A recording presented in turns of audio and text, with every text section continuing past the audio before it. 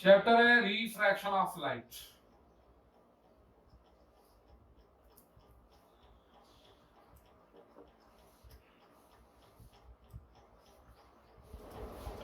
Refraction refraction क्या होता है उसके पहले मैं बता दूं,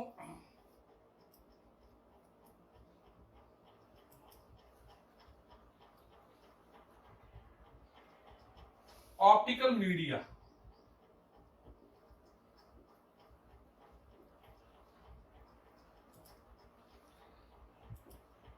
ऑप्टिकल मीडियम उन सब्सटेंस को बोलते हैं थ्रू विच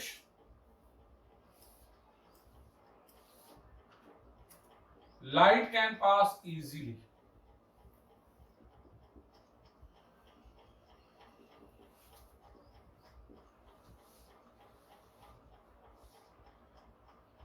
सब्सटेंस जो है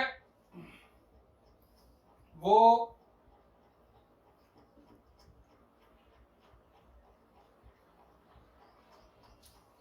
तीन तरह के होते हैं।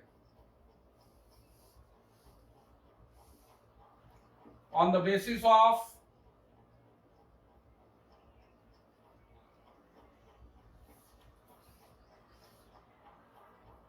Ability for the transmission of light.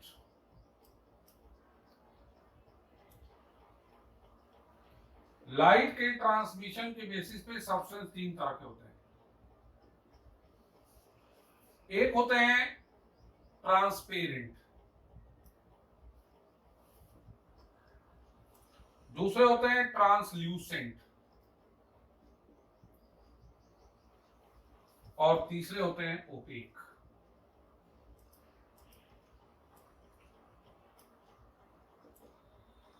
Transparent substance वो हैं जिनके through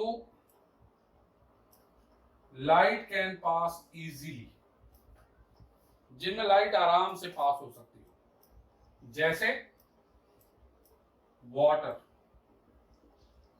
glass, alcohol, diamond etcetera. इनमें लाइट आराम से पास हो सकती है, ये ट्रांसपेरेंट है। ट्रांसल्यूसेंट, लाइट पासेस पार्शियली, थोड़ी बहुत लाइट को अलाउ करते हैं। फॉर एग्जाम्पल बटर पेपर,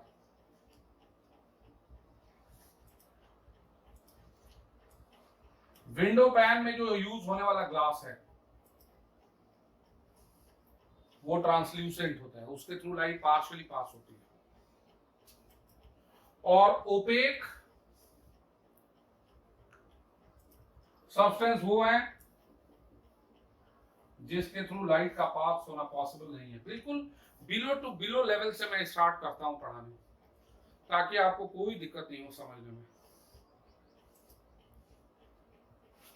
ये बिल्कुल लोअर लेवल की चीजें हैं, ये मानते हुए कि क्या पता स्टूडेंट्स को ये भी नहीं आता हो।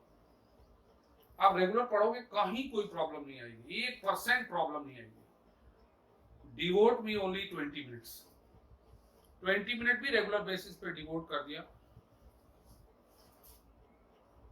I will improve your result of the science. Interest create हो जाएगा आपका साइंस के लिए। ओपेक सब्सटेंस में जैसे ह्यूमन बीइंग, वॉल, फर्नीचर, ये सब ओपेक है। ये जो ट्रांसपेरेंट सब्सटेंस हैं इन्हीं को हम बोलते हैं ऑप्टिकल मीडियम।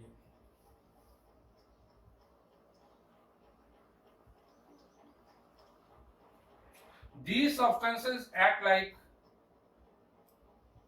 Optical medium. यही यहां हमने लिखा है शुरू में, ऑप्टिकल मीडियम वो सब्सटेंस है जिसके थ्रू लाइट पास हो जाती है। अब मैं आपको एक एग्जांपल बताता हूं, तो फिर हम रिफ्रैक्शन वर्ड के बारे में जानेंगे। मान लो आप बाइसिकल से जा रहे हो, कंक्रीट की रोड पे तेजी से बाइसिकल से जा रहे हो,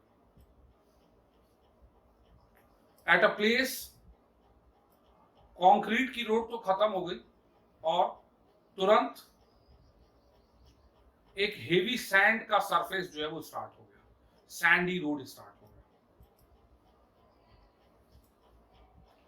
आप स्विच किए, कंक्रीट की रोड पे जा रहे थे और तुरंत सैंडी सरफेस पे आ गए। क्या चेंज आपको देखने को मिलेगा? जैसे ही आप टफ रोड से कंक्रीट की रोड से जाओगे सैंडी सरफेस पे, दो चीज होगा। एक तो साइकिल की स्पीड कम होगी, चेंज होगी मैंने, और उसकी डायरेक्शन भी चेंज हो जाएगी, डेविएट होगा। कुछ ऐसा ही होता है लाइट के साथ साथ। लाइट जब एक ऑप्टिकल मीडियम से दूसरे ऑप्टिकल मीडियम में जाता है, वाटर से एयर में जाए, ऑप्टिकल मीडियम में सबसे अच्छा एग्जांपल तो एयर है, ये मैंने लिखा ही नहीं है, I am writing here, example is air. Air से वाटर में जाए, वाटर से ग्लास में जाए, एयर से ग्लास में जाए, ग्लास से एयर में आए, ग्लास से डायमंड में जाए, एयर से डायमंड में जाए। एक मीडियम से जैसे ही दूसरे मीडियम में जाती है लाइट के लिए, there is a sudden change in its speed, and due to change in its speed, the light is deviated from its original path. इसी फिनोमिनन को बोलते हैं refraction. Is that clear? Refraction को आप डिफाइन करोगे, ये सारा मैं ब्लॉक में ले रहा हूं क्योंकि ये एक्स्ट्रा टॉपिक्स है, हमारे टॉपिक से इसका कोई लेना देना नहीं है। हमारा मेन टॉपिक जो चल रहा था वो चल रहा था। रिफ्रैक्शन को आप डिफाइन कर सकते हो, इट इज द फिनोमिनॉन, ये एक ऐसी फिनोमिनन है in which what happens, in which ray of light is deviated from its original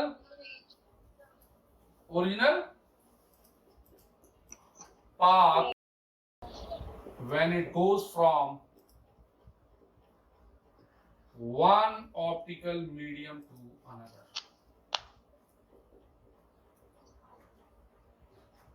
This is called refraction. यही refraction. That's called refraction. और यदि मैं आपसे ये पूछूं कि why does refraction occurs, तो क्या आंसर दोगे आप? रिफ्रैक्शन क्यों होता है? क्या रिफ्रैक्शन इसलिए होता है because of the change in speed. शुरू से ही तो बोला है मैं, टफ रोड का एग्जांपल देके समझा रहा हूं। तो यहां पे यदि मैं नोट बना के लिखूं तो नोट में पहला पॉइंट होगा cause of refraction. Why does it occur, क्यों होता है refraction? Refraction occurs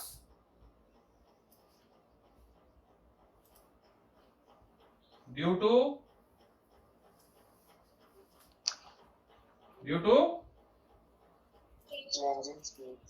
change in speed. तो याद ही था, आपको नहीं आता था? Due to change in speed of light when it goes from one optical medium to another. जब एक मीडियम से दूसरे में जाती है तो उसकी स्पीड में चेंज होती है। अब एक और क्वेश्चन आता है, एक और क्वेश्चन का आंसर आपके दिमाग में होना चाहिए कि स्पीड बढ़ेगा या कम होगा। एयर से वाटर में गया, वाटर से ग्लास में जाए तो स्पीड बढ़ेगा या कम होगा। तो उसके लिए एक फैक्ट आपको ध्यान रखना है कि light always travel faster in rarer medium. Rarer medium में लाइट की स्पीड हमेशा ज्यादा होती है। जैसे air is rarer than water, water is rarer than glass, glass is rarer than diamond. तो यदि लाइट एयर से वाटर में जा रही है या वाटर से ग्लास में गई, तो इनमें कौन रेयरर है और कौन डेंसर है? वाटर और ग्लास में। वाटर और ग्लास में कंपेयर करें तो of course water is rarer and glass is denser. तो ऑफ कोर्स लाइट की स्पीड ग्लास में कम होगी, वाटर में ज्यादा होगी।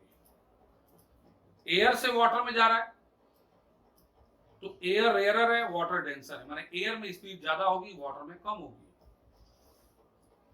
ये फैक्ट है, बहुत इंपॉर्टेंट फैक्ट है। इस फैक्ट पे बेस्ड इसी साल क्वेश्चन था 5 मार्क्स का, जिसमें एक पार्ट था, और भी सारी चीजें थी, लेकिन ये भी एक पार्ट था कि in which of the medium light will travel faster. तो आपको ये देखना है कि out of the different media, the media which is rarest, the medium which is rarer, light will travel faster, and the medium which is relatively denser, light will travel slower. Am I clear? किसी को दिक्कत? यहां मैं लिख भी दे रहा हूं, therefore speed of light in air is more than water, is more than glass, is more than diamond. क्योंकि इन सारे चारों मीडियम में air is rarest and diamond is densest. Therefore, in air the light will travel fastest, and in diamond the light will travel slowest. तो refraction का मतलब आज आपको मैंने बता दिया, रिफ्रैक्शन का कॉज बता दिया। रिफ्रैक्शन का मतलब होता है लाइट का अपने ओरिजिनल पाथ से डेविएट होना, जब वो एक मीडियम से दूसरे मीडियम में जाती है। होगी डेविएट। और क्यों डेविएट होती है? डेविएट इसलिए होती है क्योंकि लाइट की स्पीड में चेंजेस होते हैं। अब चेंजेस का मतलब स्पीड आइदर कैन इंक्रीज और द स्पीड कैन डिक्रीज।